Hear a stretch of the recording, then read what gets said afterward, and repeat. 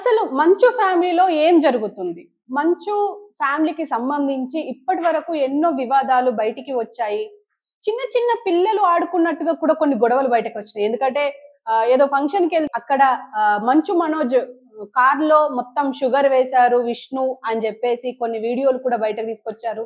And బంధువుల మీద దాడులు చేస్తున్నారు మంచు విష్ణు అని జెప్పేసి కూడా అంటున్నారు. ఈవెన్ రీసెంట్‌గా ఈ మంచు ఫ్యామిలీకి సంబంధించి గొడవలు స్టార్ట్ అయిన తర్వాత మంచు మనోజ్ కి సంబంధించి కొన్ని వర్డ్స్ కూడా ఎంత వైరల్ అయినాయో మనం చూసాము. అండ్ మోహన్ బాబు విషయానికి వస్తే ఈ ఆస్తి గొడవల్లో భాగంగా ఇదేనా మంచు ఫ్యామిలీకి సంబంధించి క్వశ్చన్స్ రిపోర్టర్స్ రేజ్ చేసినప్పుడు ఆయన ఉద్రేకంగా తట్టుకోలేక రిపోర్టర్ పైనే డైరెక్ట్ దాడి చేశారు. ఇదంతా చూసే ఉన్నాము. కానీ ఇప్పుడు మళ్ళీ అంటే సమసిపోయింది, అసలు ఇంకా ఏం లేదు గొడవ అని అనుకున్న టైంలో మళ్ళీ ఇంకో వివాదంతో బయటకు వచ్చింది. అదే మంచు మనోజ్ అరెస్ట్ అయ్యారు, రాత్రంతా పోలీసులు పోలీస్ స్టేషన్ లోనే ఉంచారు. అసలు ఏ కేసు అని చెప్పకుండా స్పష్టం చేయకుండా పోలీస్ స్టేషన్ తీసుకొచ్చారు అని అంటున్నారు. ఇంకో పక్క మోహన్ బాబు అండతోనే ఈ పోలీసులు రెచ్చిపోతున్నారు అంటూ రకరకాల స్టోరీలు నైట్ నుంచి వినిపిస్తూనే ఉన్నాయి, మనం చూస్తూనే ఉన్నాము. అయితే దీనికి సంబంధించి అసలు ఏం జరిగింది, అసలు కేసు ఏంటి, అసలు నిజంగానే పోలీస్ స్టేషన్ కి తీసుకెళ్లారా పోలీసులు అని అంటే దీనికి సంబంధించి మంచు మనోజ్ ఒక వీడియో అయితే రిలీజ్ చేశారు. మరి మంచు మనోజ్ ఏం చెప్తున్నారు అనేది చూడండి.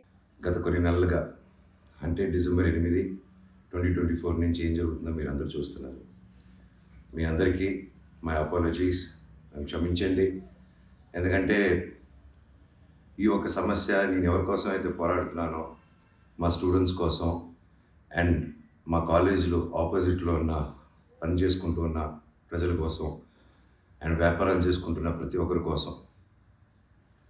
అండ్ నేను ఫస్ట్ నుంచి దాని మీద మాట్లాడుతుంటే అది తప్ప డైవర్షన్ చేస్తూ నా మీద అటాక్లు చేస్తూ నా కుటుంబ సభ్యులను లాగుతూ నన్ను ఒక మనిషిని ఎన్ని విధాలుగా ఇబ్బంది పెట్టాలో అన్ని విధాలుగా ఇబ్బంది పెట్టేస్తున్నారు.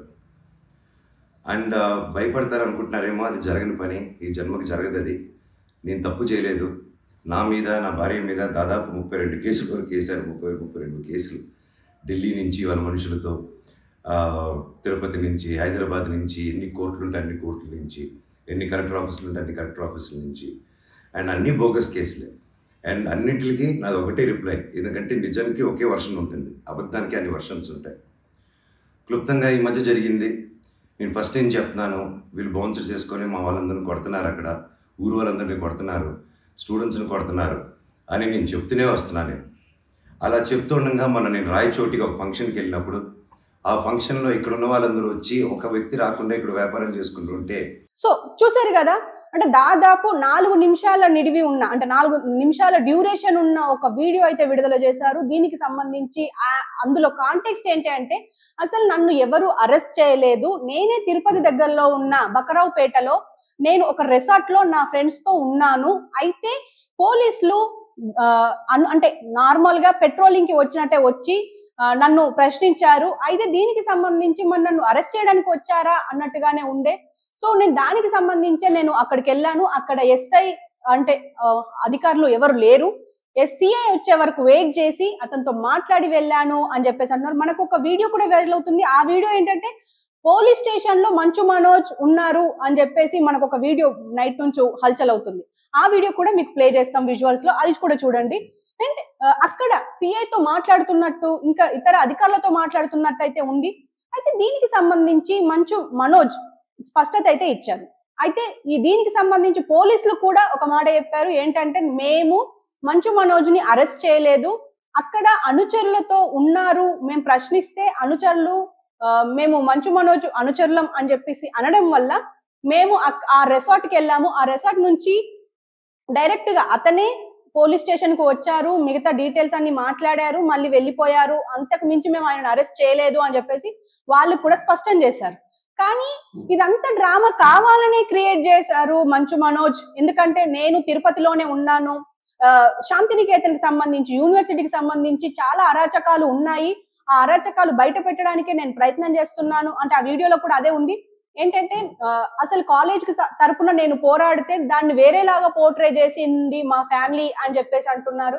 అయితే దీని అందరికి సంబంధించి అంటే ఇప్పటి వరకు సమస్య పోయింది, అసలు ఈ గొడవనే లేదు అని అనుకొని కొన్ని రోజులుగా అనుకుంటున్నాం. తర్వాత మళ్ళీ ఇప్పుడు ఈ కేసు అంటే ఇప్పుడు కేసు అరెస్ట్ అయ్యారు మంచు మనోజ్ అన్నప్పటి నుంచి మళ్ళీ అందరికీ ఇదే ఆలోచన. మళ్ళీ పెద్ద గొడవ అవ్వబోతుందా మంచు మనోజ్ ఫ్యామిలీలో ఈ గొడవ స్టార్ట్ అవ్వబోతోందా అని చెప్పేసి అయితే అనుకుంటున్నారు.